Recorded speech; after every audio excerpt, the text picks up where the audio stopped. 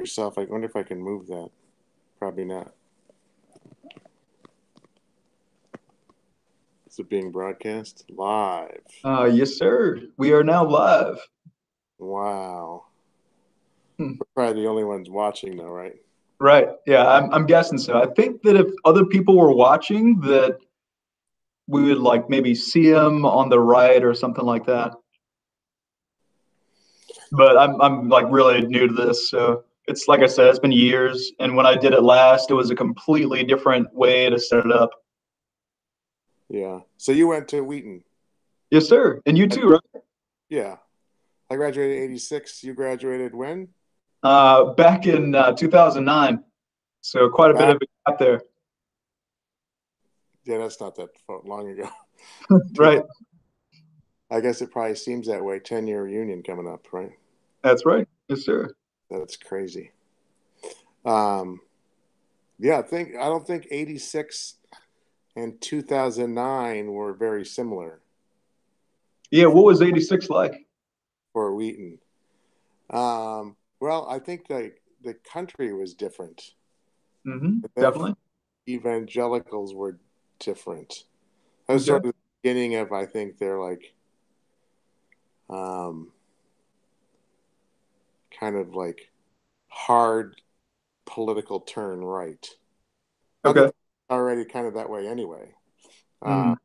but um, it's kind of hard to explain to people is that, especially your age. I mean, it's not hard to explain to people my age.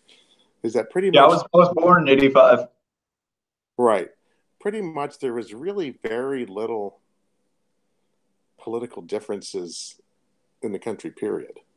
Like the most liberal people and the most conservative people really weren't that far apart. I mean, Okay. sure, you have like, you know, kitchen table arguments, but it wasn't, you know, as tribal as it seems now. I think Mm. tribal is kind of a bad word because people in the same tribe are the ones having the problems, right? Good. Nice point. Um, so, yeah, so for example, I remember when I was at Wheaton, I went and looked at like the Wheaton record because basically Reagan was president and he was running against it was 84. Actually, like Mondale, right? Walter Mondale, I have no idea who that is. right? So he was a terrible candidate. Um, so it was pretty obvious that they were going to vote for a Republican. Uh-huh. Anyway, so I went back and looked because it was an abolitionist school, Right. right? So they're going to obviously support Lincoln. Lincoln's a Hmm. Republican. Well, anyway, as far back as I could go, which was pretty far, I think like to maybe like Wilkes or something like that. Yeah, the whole abolitionist aspect of Wheaton is something that I really like about it, because just the whole thing about slavery, it's not just something of the past, but it's also something of the present and something that still really needs to be addressed, whether it's through racial reconciliation or through the slavery that's in the world today. yeah, okay, so that's kind of where I was almost half headed there. So anyway, there they do a straw poll of the students on each one of these elections. The record did. I guess that was the part of the deal. So before the election, most of the students couldn't vote, right? I mean, I think it was 18. Uh, wasn't until like the late 60s. So a Oh, really? lot, Okay. yeah. So before that, it was 21. So Oh, wow. yeah. So anyway, these straw polls were like of people a lot of times where they couldn't vote. So anyway, Walter Mondale got like 12% of the student vote. Wow. Anyway, that was by far and away the highest a Democrat had ever gotten at Wheaton. Wow. So that includes Goldwater, who is against the Civil Rights Act, Uh-huh. where it was like something like 95% of Wheaton students were for Goldwater and not Lyndon Johnson. Uh-huh. Um, And now it's really swung to be a lot more towards the middle at Wheaton, right? you would know better than me now. I don't. Yeah, I'm just guessing. I thought I had read something about it was like really close to the middle of like around half voting for Republicans, half voting for Democrats in recent presidential elections. Seriously? I think so, at least. I'm not positive, but Yeah. I think it swung at least more than like 12% or whatever. Yeah, I would imagine like in 92, something like, or whatever it was. I guess it would be 92. That, but I would be a little bit surprised if like say 2000, 2004, it was not very high percentage for George W. Bush. Yeah, I'm not sure. Because I mean, the politics has definitely swung way farther hard right. Hmm. I think in '64 it was probably unwittingly. So I guess my point on some of this, or why I'm kind of half going here, is because Wheaton kind of and evangelicals generally kind of unwittingly became sort of the vanguards for racism.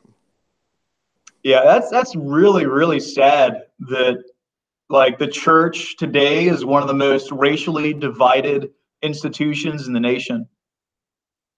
Yes, it is. And I think, because obviously they were abolitionists. So they're going to, Right.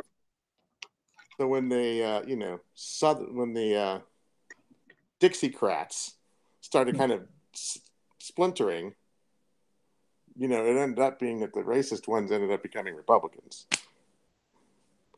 And evangelicals, I think, just didn't, were kind of indifferent, I think, to that kind of oppression. And so they kind of unwittingly became the problem, you know. Um, Yeah, anyway, many of them. those kinds of things are what I think led me to like, um, I was already kind of intellectually becoming not very Christian, Mhm. but that made me realize that sort of that Pascal's wager of like, well, what do you have to lose? You're familiar with that, right? I am. Hmm. That, well, maybe you have a lot to lose, Yeah, if evangelicalism means I'm a racist, there's definitely a good amount to lose. Right. And quite honestly, unfortunately, I think I'm right because that's what's ended up being the case, in my opinion. I mean, the highest percentage of evangelical votes.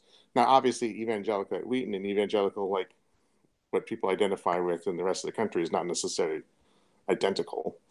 Right. But the highest percentage of evangelical votes ever was in 2016. Now, I mean, I'll be the first to admit that's very misleading because basically in 84, 80, well, certainly in 80, there was a huge difference between evangelicals and fundamentalists. Like, there was like, they did not want to be confused with each other.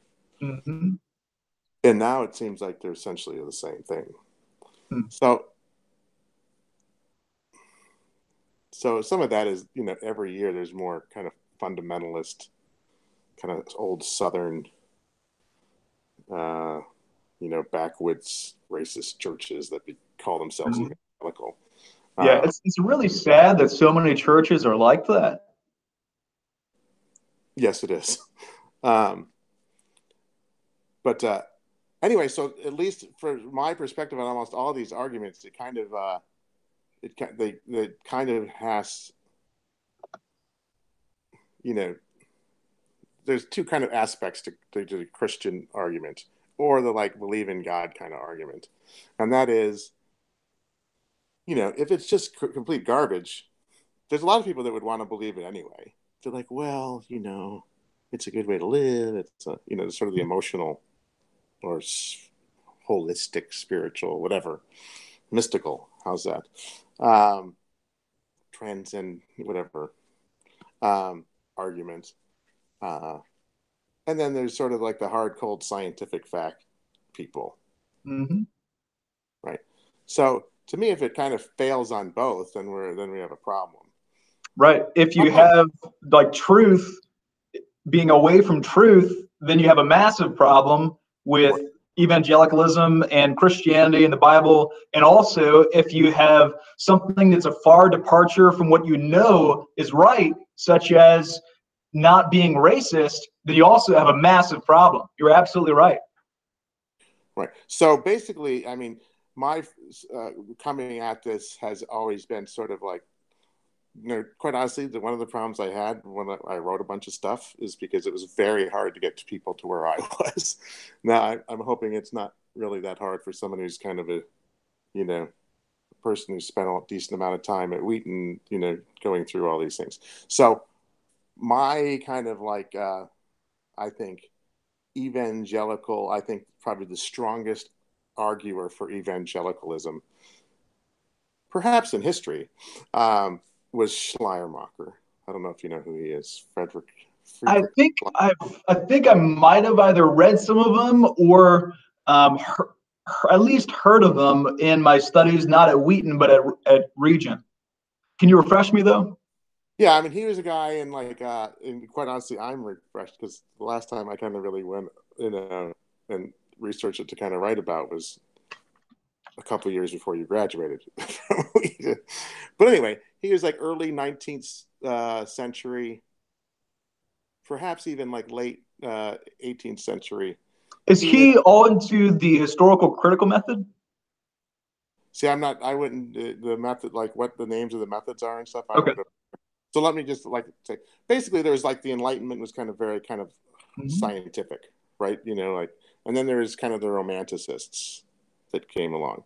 So people, they can romanticize what America was like when it was founded, but it was extremely anti-Christian and extremely secular. Just a fact. When America was founded, you're saying? Yes. Yeah, that was probably the most secular and the least and the most anti-Christian years ever for America.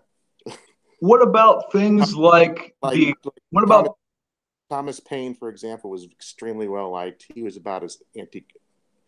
Not only was he, not really a Christian. He was very kind of vehemently anti-Christian and nasty about it. I don't know if you've ever read any stuff that he's written about Christianity. I'm not positive if I have or not. I don't think that I have read anything from Thomas Paine about Christianity. Yeah, and he's definitely one of the sort of the inspirational leaders of the revolution. Common sense and all that kind of stuff. Yeah, and I've heard of Common Sense, but I'm not really too familiar with him besides the name Common Sense, and also with Common Sense, that wasn't the one about like the satire about eating the babies in Ireland, was it?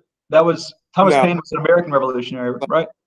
I think the Age of Reason is where he really went off on Christians. Okay. After the revolution, but it was very well liked at Harvard, Yale, all those places. Mm-hmm. So and let's face it, Jefferson was a flat out deist, right?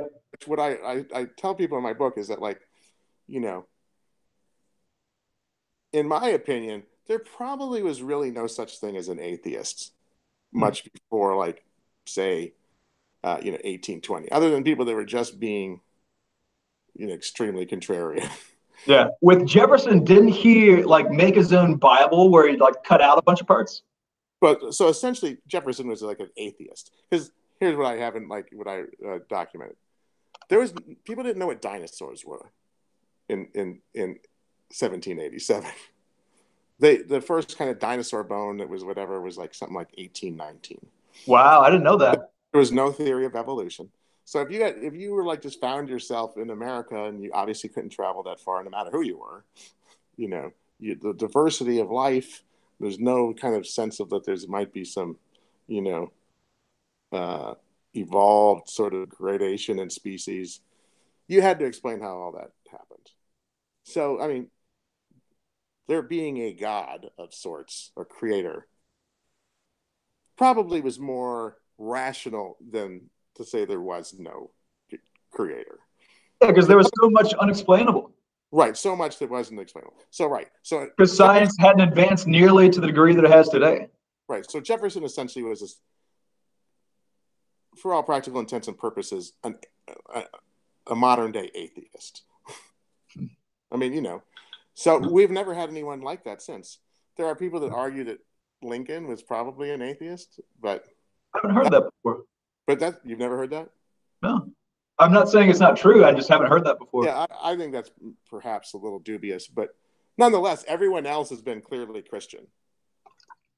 I mean, like, and increasingly more kind of like devout, I guess you could say, ever since like Carter. Okay. Well, Reagan wasn't, and obviously Trump is. Who knows?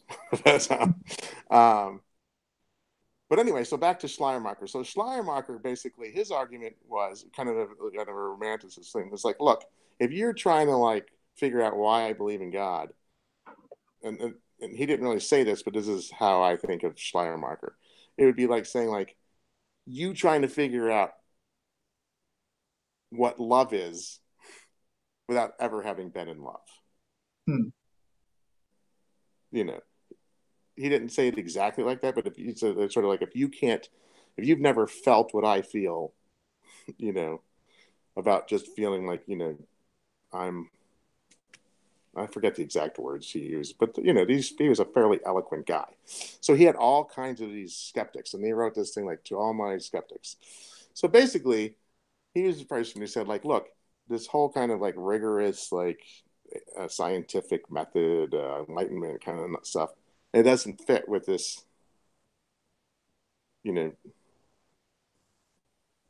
my experiences with my God, essentially. So basically, it seems to me that he almost single-handedly made people back off of like just kind of mocking Christians worldwide. I mean, he wasn't an American. And so in a sense, my feeling is any argument that is about God or Christian, especially Christian God being real, kind of needs to go back to Schleiermacher and deal with both things. You know, this sort of fit like the, you know, things that make sense from a rigorous scientific thing, and does it really make sense from a, you know, stuff that's not necessarily easily explainable with science kind of feeling. And the reason I say that is because, like, let's face it, I was raised Catholic. My name's Flanagan. Okay. And my mother was named Gallardi, and my grandparents were born in Italy. And so, you know, I probably have 1,000 years or more of uninterrupted Catholic heritage. Mm-hmm. Right. So there are a lot of people like me. So you're cutting new territory. I'm sorry? You're Yes. cutting new territory. Right. Correct. So, I mean, there's a lot of people like me that, like, at Wheaton that like had, you know, like the conversion experience. Right. I mean, you went. And did you have that? Yeah. Yes. So let's face it. One, people that had that tend to be a little bit more involved and, what's the right word? Dedicated to evangelicalism than people that were just born into it, and, you know, perhaps they just don't have the whatever motivation to care one way or the other, and they kind of, you know, go through the motions. So, but let's face it, all those people that you know that have those conversion experiences, none of them were intellectual. You don't Right? think any of them were? Just about, I don't know anyone who, I literally know zero people who have had an intellectual conversion. Now, I know people that say they have. Any examples you can think of? The only one I can think of that I would maybe half buy, because I think he's an idiot, is Lee Strobel. Okay. You know who he is? Uh-huh. Why do you think he's an idiot? Well, because I shouldn't say he's necessarily an idiot. I think he reminds me of Trump. He's an amoral opportunist. Really? You think so? Yeah, I don't think that, say, like Josh McDowell, who I think is similar, is. I think he's you know, at least he was, for, you know, he wasn't trying to be a huckster of any sort, you know, capitalize on his fame and fortune, I guess. So you think Lee Strobel is just in it for the money?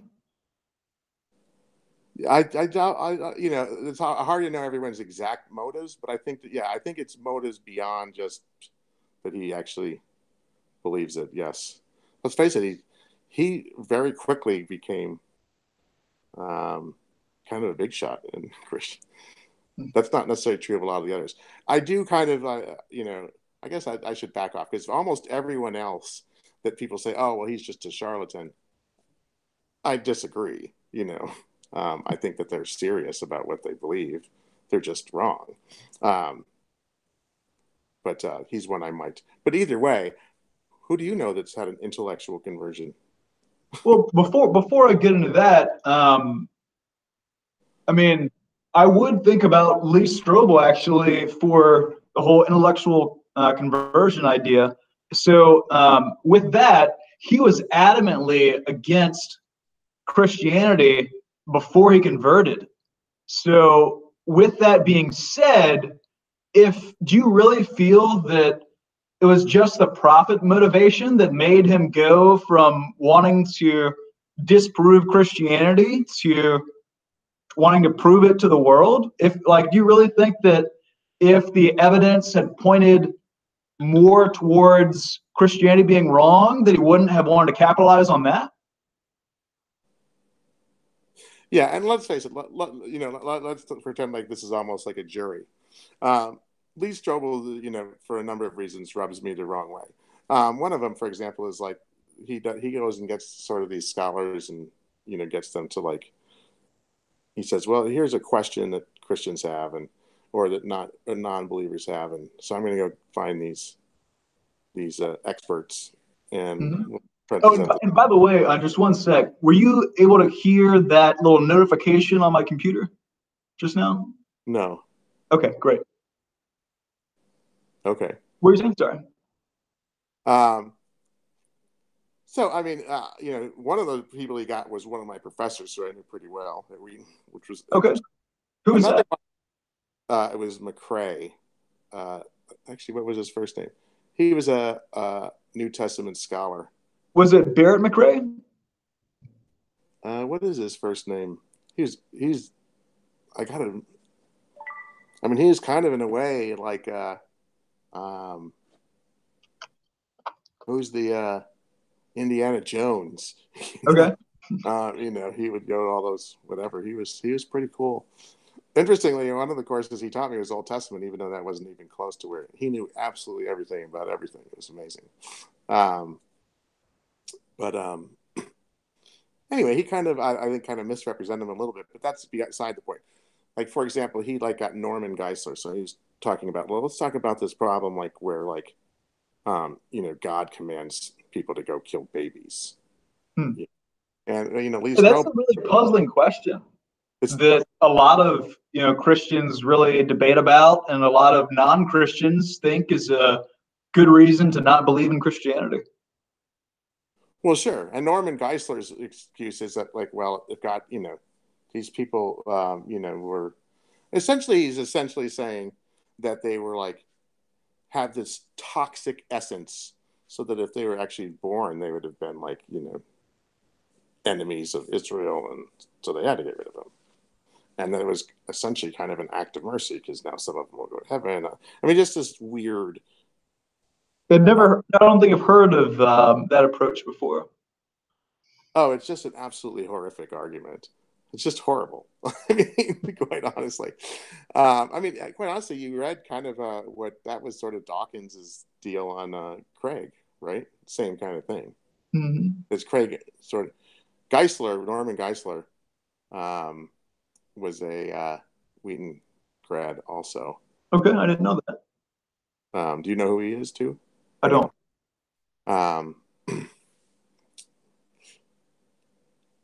Anyway, so let's say like in a jury pool.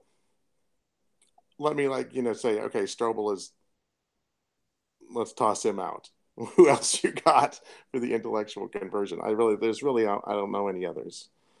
I kind of put him in for completeness sake. Okay.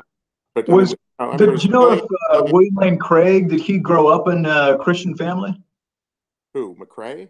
No, William Lane Craig. No, he did not. Okay, so what was his conversion experience like? Do you know? He was relatively young, I think, because he went to Wheaton also, right. And I don't think he pretends like it was intellectual per se. Okay. But you know, someone like Josh McDowell, like he says, I was an atheist. No, he wasn't. He was just a rebellious teenager, Hmm. and he's making that seem like he clearly never didn't believe in a God. He So, might not kind of like been kind of like, well, I don't, you know, there's no way, you know.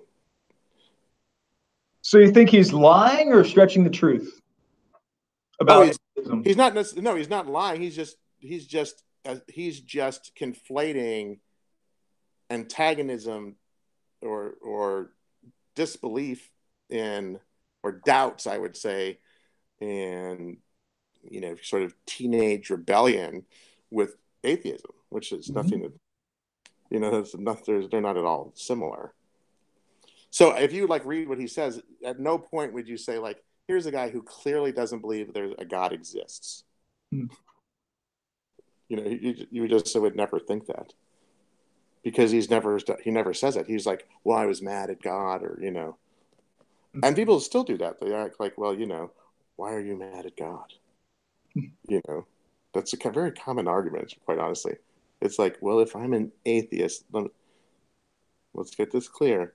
That means I'm not mad at any God because there are no gods. So can we agree on that? And you'd be surprised how very few people will, they don't seem to be able to conceptualize that. They think that, well, you must have been hurt some wrong way when you were a Christian. So now you've turned your back on God. It's like, well, I can't turn What my back on something that's not there. And they just do not seem to be able to internalize that. And that to me is where we get into the big problem. do That's you think? Do you think though that some people had some degree of belief in God and then essentially got mad at the God that they believed in, and then are no longer believing, and now, if there is a God, are mad at him, and if there's not a God, they're mad at the whole concept of God? yeah, perhaps. Um, I would still probably call them theists. I mean, just generally, or just people that aren't very bright. Even if they're just mad at the concept of God? If they're mad at the concept of God, they're clearly not an atheist. They're just mad at the concept of God. You know, I mean, I guess you So can be you mad don't at think an atheist can be mad at the concept of God? no, I guess an atheist could be mad at the concept of God. Sure. Yeah, I think Dawkins Quite seems a honestly, little mad at the concept of God. I also, you know, I use the term atheist because I agree with a lot of these people that like, if you don't believe that there's any particular God or whatever, if you think that's like, if you think that's unlikely, you know, uh, then you're an atheist. You're not an agnostic. You're an atheist. You don't believe in any particular God. That's what atheism is. Agnostic basically is a way, in my opinion, for people like to use a word so that they're not part of the most hated group in America. You really think it's the most hated group? It clearly is the most hated group. They're more hated than Muslims. Now, Really? yes, by far. Are there polls about that you've seen? Yes. Yep. I've never seen them. So So, where can I read about I, that? anywhere you want, you could probably Google it. Okay. Again, some of these things I haven't done in like 10 years, but the bottom line is I'm not surprised. I just have never seen it before. almost on that alone. Wow. It's That's sad. it's intellectually and morally unacceptable to be an evangelical, because evangelicals are by far and away the biggest perpetrators of that hatred. Well, when I was a kid, Yeah. let's take it. What do you think? If What do you think? atheists are the most hated group, I am not surprised about evangelicals being the most likely perpetrators of that. Right, which is also true of gay people and Yeah, that's been really sad too. um, Because like the whole concept biblically of how Christians are supposed to be known by their love for each other, and the love supposed to being that which all the law and the prophets hang on, and if you are a Christian and you don't actually love people, then you don't actually know God himself, because God is love.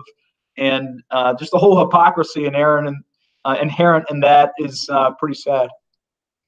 But at the same time, I also recognize that the hypocrisy in my own life and the times when I've been unloving towards people that are different than me is sad as well. And so Really sorry about that, and hope that I can grow more and more in that realm of love.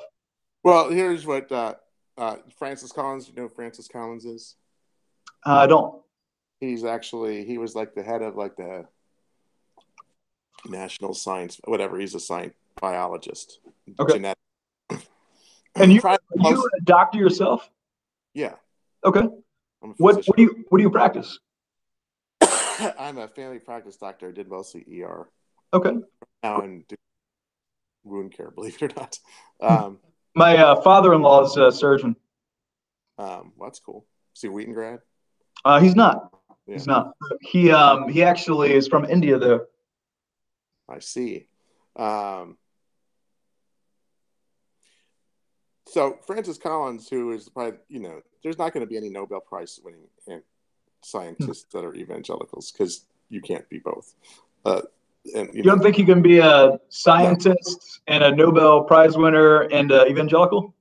No, they're incompatible. And what honestly, I've been saying this forever, and the same thing. I kind of boldly said, there will never be an evangelical Supreme Court justice unless the country goes completely crazy.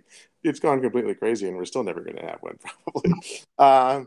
So there's currently no evangelical Supreme Court justices? No, there never has been. There never will be. I don't know. Evangelical in the way that evangelical is sort of defined now, yeah. There's not. No, they're all Catholic or Jewish. Okay. Or like Methodist, like mainline Protestant, not. Yeah, I didn't know that. Yeah, like Gorsuch was raised Catholic, but I think he goes to an Episcopal church now. He's the closest that you guys have. Okay, so one goes to an Episcopal church, and that's the closest. Yeah, raised Catholic. Yeah, okay. I mean, you know what the word mainline Protestant is, right? Or mainline. Have you heard that? When you say mainline, are you talking about hard mainline or like the majority?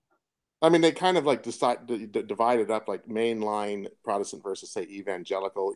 Mainline was like most Methodist churches, most Episcopalian churches, and ones that didn't necessarily believe in the inerrancy of the Bible, essentially.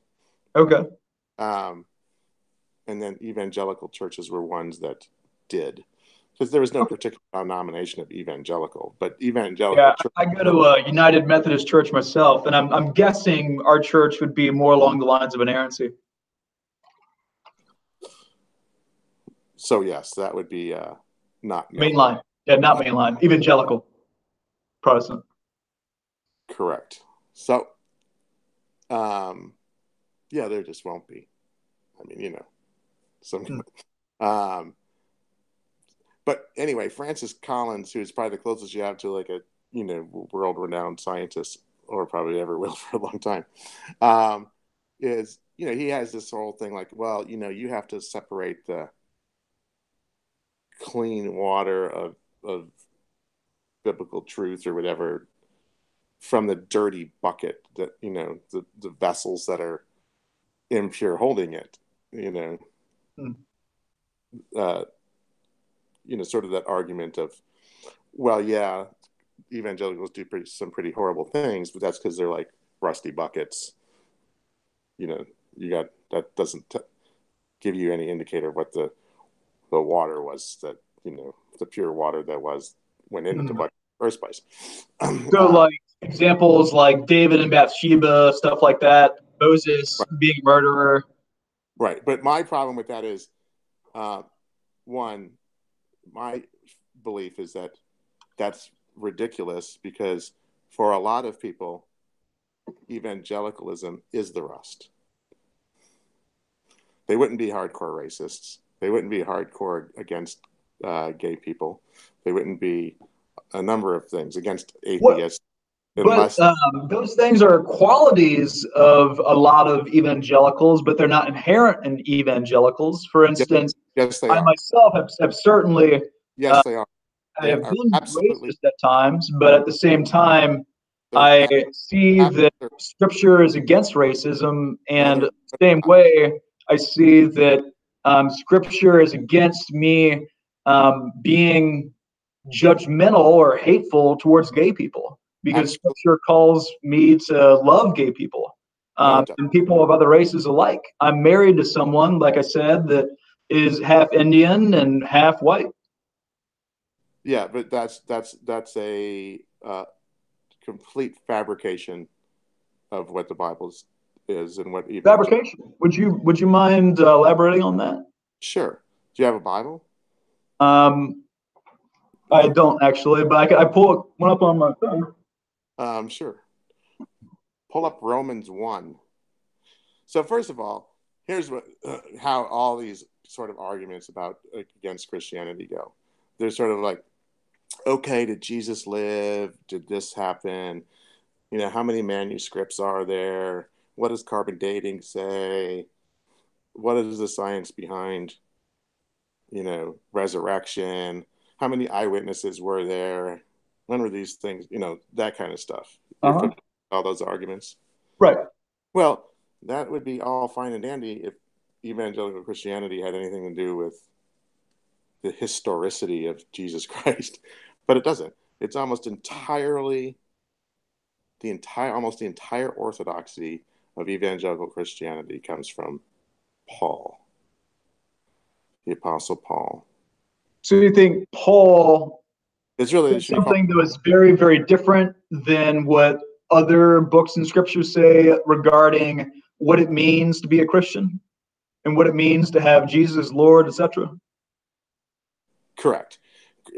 Paul literally says 0 things about the man Jesus Christ and all the things he wrote. Now, essentially, what about Jesus? The one thing about the New Testament that is very true is for most of the things attributed to Paul,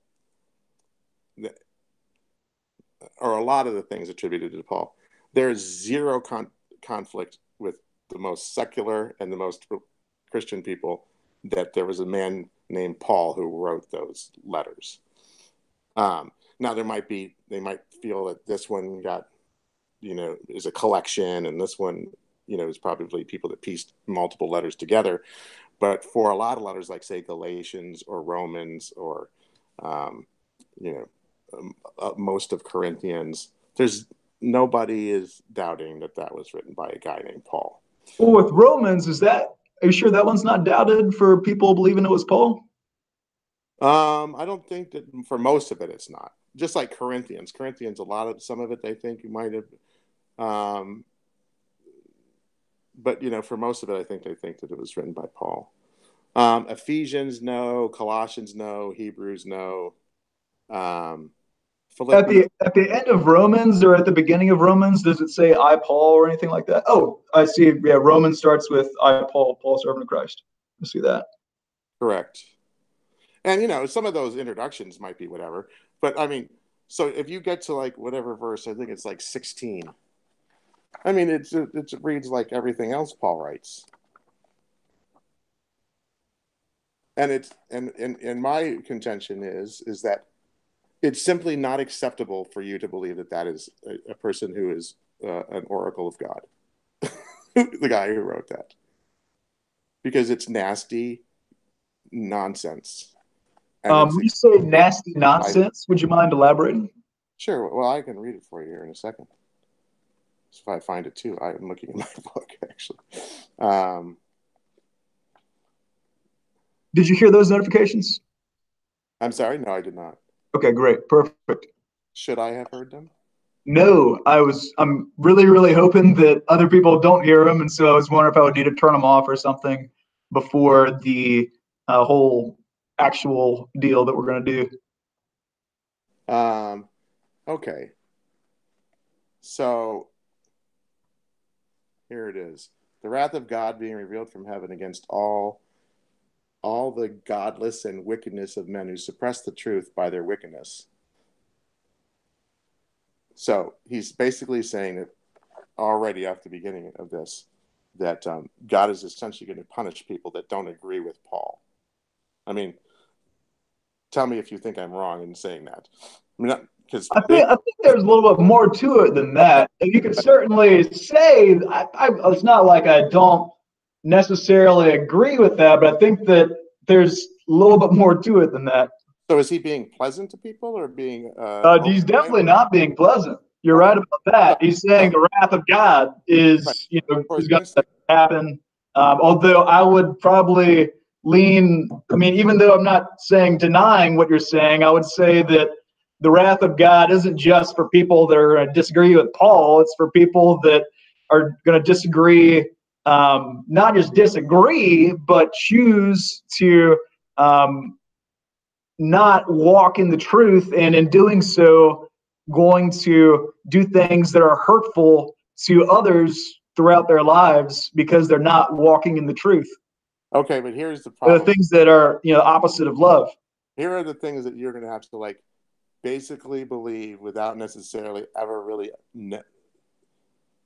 without really ever really thinking through that this is what you're believing. So he says, for example, for since the creation of the world, God's invisible qualities, his eternal power and divine nature, have been clearly seen. Well, first of all, invisible qualities, by definition, are not clearly seen. So invisible qualities might not be visible to the eye, but Okay, someone can still be blind as a bat and see perfectly clearly. right, but he is saying they're basically clearly seen, being understood for what has been made, so that man is without excuse. So basically, he's saying these invisible things are clearly seen by everybody, so they have no excuses. How does he know that? Is he a mind reader? He's saying from the creation of the world, right? Right. He's saying that these things are understood for what has been made, so that men So, are like when he says from the creation of the world, I'm thinking he's regarding in the beginning. right. But he says men are without excuse. So basically, what he's saying here, and it's very hard to misinterpret. I don't quite honestly. I'd be happy to hear you think of another way of explaining it. In my opinion, what he's saying is these invisible qualities, even if they're invisible, they're kind of like sort of whatever, and they're obvious to every man. So there's no excuse to not believe it. That requires a number of things. I One, don't, it I don't think he's requires necessarily going that far, but go ahead. then what? So he has to be able to read people's minds to know that these qualities that are very clearly in his mind from God. So he's basically the word I use, and I hate using the word because people don't understand what it is, because psychiatry has changed. Let me go back to psychiatry for a second, or medicine. Psychiatry, used to be about like phenomena that people would say things, and now it's more about like brain chemistry. So a lot of the stuff they used to use to describe people is now not very used very often. So one of the things that they would call, for example, schizophrenics or people that have manic depression or are high on speed, they can become autistic. Now, autistic doesn't mean like what it means when people are born that way. Autistic basically means that you do not have it's called a theory of the mind. You have Right. no ability to realize that people don't see essentially through your eyes, like a truly inability to empathize in a sense. Right. So Paul essentially is saying that Yeah, at least for the effective empathy. Some people will distinguish between cognitive and effective empathy for autism, and they'll say that they do have cognitive empathy, but they don't have the effective empathy. but that's for the people that are born with that are called spectrum on the spectrum. But that's a different thing than what, like, say, a schizophrenic would. So when they would talk about schizophrenics, they would say that they had the 4 A's. They were, autistic. They'd have auditory hallucinations. Actually, I can't even remember what the other A's are. But anyway, so in that sense, not necessarily born that way.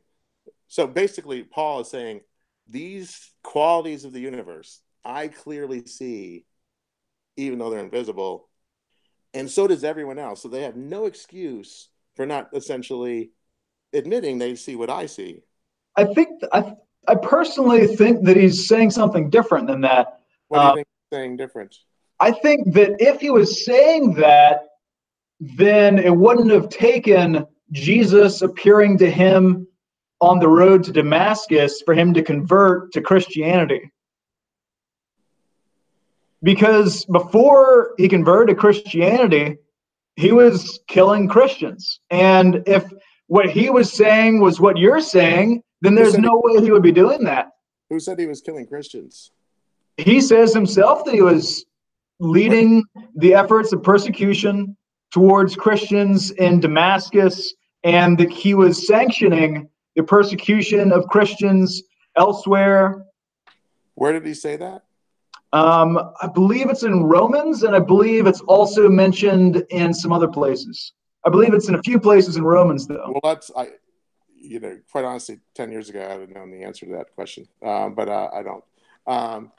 Well, I'll take your word for it. But that doesn't really change anything. He's still right now at this point in his life, when he was writing Romans 1, basically saying that it's not okay for people to not. So, for example, we were only on one verse, right? He's already, in a sense, saying that it's damning to be an atheist. Right. I agree. Okay. Well, that's pretty harsh. It is. For a guy who's trying to be a mind reader and who's obviously not capable of reading minds because he's just a man. And the whole idea of being damned for atheism is something that a lot of people believe is very harsh. And it's something where I myself, if there weren't that many reasons to believe in God, I would think that that itself would be a reason to question God's existence. And no, so it's not really. The point is that I think a lot of people think that. We have to question why it is that you think it's reasonable to think that Paul, out of all the people that called themselves oracles of God, was actually one that literally was. There are thousands and thousands of people that thought they were called themselves oracles of God. I mean, but how many people were killing Christians and then said that they had an encounter with Jesus himself while they were on the road to lead a persecution effort to another city with the sanctioning of the highest religious authorities of the day, and then not only convert, but go on to suffer extremely intense persecution in the effort to convert others in the opposite fashion of what they were trying to do before? Well, because one, that could just be completely nonsense. Right, doing. And actually there is a place in Acts where I think it's a king says that it's complete nonsense. I think there's some king around the end of Acts, he says that, Paul, you're mad, you're crazy. Okay. And Paul responds to that. I already lost my place here on that. But I'm going to stick with what Paul wrote, because Paul, we all don't disagree with that, because you're getting off on a different subject when you go to Acts. Because Acts, in my opinion, what it's somewhat predicated on knowing the stuff about Paul first. Oh, and if I was talking about Romans for those other passages with Paul, I wasn't meaning Romans. It was actually Acts, where Paul talks about his conversion experience and his persecution efforts towards Christianity and all that sort of good stuff. Right, and we have absolutely no reason to believe that Acts, again, this is where these kind of discussions are hard. Acts, in my opinion, is quite blatantly and obviously pure fiction. Now, I have looked up a million people. First of all, most biblical scholars are not evangelicals. Oh, and also I do need to cut it short relatively soon, because I've got something that I'm trying to get done by 7 o'clock that's going to take a pretty long time. And there is one other thing I need to do for during this whole testing thing, but you can go ahead and keep going with that point. Okay, so basically, they all say like Acts was written probably, 90, whatever, long after Paul was dead or whatever, except for some evangelicals and some other. Are you still there? Yeah. Yeah, I'm still here. It just flashed like I saw your. Anyway, so it's like, well, why do you think that Acts was written, earlier than that? By far, the most common argument is that it ends abruptly in the middle of things. That's as good as you get from most of these evangelical scholars. which is absurd. And it's absurd. Why is that absurd? Because if it's fiction, it's the perfect ending. So Is if you it never really the perfect ending if it's never going to be continued with any other book when a bunch of other books are being written that are in the New Testament? Well, they don't necessarily know that, right? I mean, if it's fiction and the whole thing is fiction, then there's not necessarily, people at the moment don't know anything else. Here's the deal about Acts. It's totally off the. Anyway, read the rest of Romans 1 and tell me that that's you as a. So before we get off to that, and please tell me the end of Romans 1, a Christian is literally supposed to be like loving and not like have a very, very, very nasty attitude towards people that engage in lesbian sex or homosexual sex or have any doubts about Paul's God. Because basically, I think very harshly critical of him. I mean, just read it because the words are really, really strong and really aggressive, and they do require mind reading. But anyway, back to Acts. Acts basically is, in my opinion, something that's obviously propaganda. And here's why I think evangelicals never realize this.